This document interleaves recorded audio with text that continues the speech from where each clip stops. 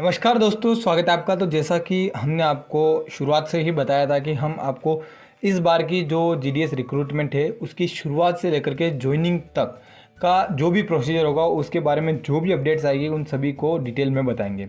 तो इसी कड़ी में हमने आपको सारी चीज़ें बताई कि किस तरीके से फॉर्म भरा गया, फिर डॉक्यूमेंट वेरिफिकेशन के लिए सबसे पहले रिजल्ट आया, फिर डॉक्यूमेंट वेरिफिकेशन 1 हुआ, डॉक्यूमेंट वेरिफिकेशन 2 हुआ, उसके बाद कुछ अटेस्टेशन फॉर्म्स दिए गए, उसके बाद मेडिकल जो था वो भी हमने जमा करवाया, उसके बाद ट्रेनिंग हुई और अब ट्रेनिंग के बाद जो फाइनल स्टेप बची हुई थी वो थी ज्वाइनिंग कि आखिर जो ज्वाइनिंग का प्रोसीजर होने वाला है वो क्या होने वाला है। तो इस वीडियो में हम इस बारे में डिटेल में बात करेंगे। इससे पहले आपसे रिक्वेस्ट है कि आप अगर ऐसे और भी वीडियोस देखना चाहते हो हमारे चैनल जीडीएस खबर को सब्सक्राइब जरूर कर ले, साथ ही साथ बेल वाला आइकन को दबा करके ऑल वाला ऑप्शन भी जरूर सेलेक्ट कर ले, ताकि आपको हमारे द्वारा बनाए गए जितने भी वीडियोस होते हैं उनकी जो भी जानकारी हो सबसे पहले मिल जाए। अब बात करते हैं कि आखिरकार प्रोसीजर क्या था। तो मैंने आपको पहले बताया था कि मेरी जो ट्रेनिंग थी वो कंप्लीट हो गई थी।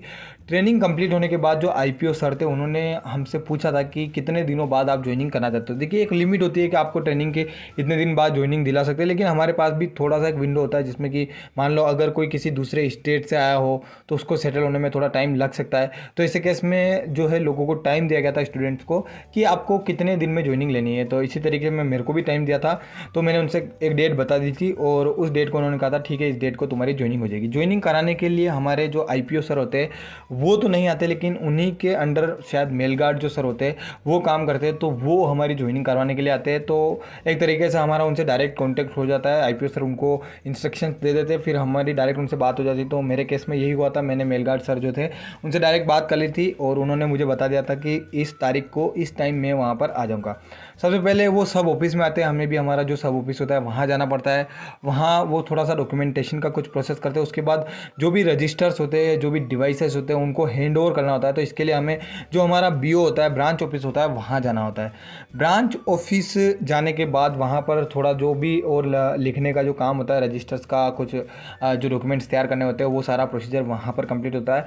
जो डॉक्यूमेंट तैयार किया जाता है वो आपके सामने यहाँ पर आप स्क्रीन पर देख सकते हो, इसमें लिखा हुआ है department of post India and charge report and receipt for cash and staffs on transfer of charge. यानी कि जब ट्रांसफ़र होता है तो उस टाइम कुछ कैश भी अवेलेबल होता है ब्रांच ऑफिस में, तो वो कैश भी हमारे नाम ट्रांसफ़र किया जाता है। तो ये सारी चीज़ें लिखी होती है। उसके बाद certified that the charge of the office, तो इसमें ये चीज़ लिखी हुई है कि जो किस ऑफिस का जो चार्ज है वो ट्रांसफ़र किया जा रहा है वो मेड ओवर बाय मी। जो भी ट्रांसफ़र कराने के लिए सर आते हैं उनका नाम यहाँ होता है, टू द नेम जिसके नाम पर ट्रांसफ़र होता है। जैसे मेरा नाम यहाँ पर लिखा हुआ है, एट प्लेस जहाँ पर जिस बीओ का ट्रांसफ़र हो रहा है वो प्लेस यहाँ पर लिखा होता है, डेट लिखी होती है। उसके बाद यहाँ पर जो हमारी ट्रेनिंग के लिए कि आप को जो ज्वाइनिंग दी जा रही है वो किस आदेश के हिसाब से, कौन सी तारीख को जो आदेश आया था उसके हिसाब से दी गई है, तो वहाँ वो डेट भी लिखी होती है। उसके बाद आपके साइन होते हैं और इसके जो कॉपीज़ है ये कम से कम 2-3 कॉपीज़ इसकी बनती है, तो एक कॉपी वो अपने पास रखते हैं और इस तरीके से ये जो पूरा जो चार्ज को ट्रांसफ़र करने का प्रोसीजर होता है वो कंप्लीट होता है। उसके बाद आपको ज्वाइनिंग दे दी जाती है, आपको अगले दिन से आपकी जो ड्यूटी है वो शुरू करनी होती है।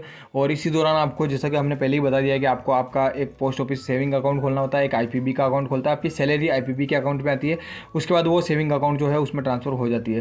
तो क्योंकि आईपीबी जो है उसकी एक लिमिट होती है, तो उस हिसाब से वो जो लिमिट है वो उस तरीके से होती है, तो उस हिसाब से हमको उसको सेविंग अकाउंट जो होता है उसे जोड़नी होती है। तो वहाँ पर जो सेविंग अकाउंट है वो तो आपको मतलब कि आपका जो ब्रांच ऑफिस है वहाँ खोलना होता है।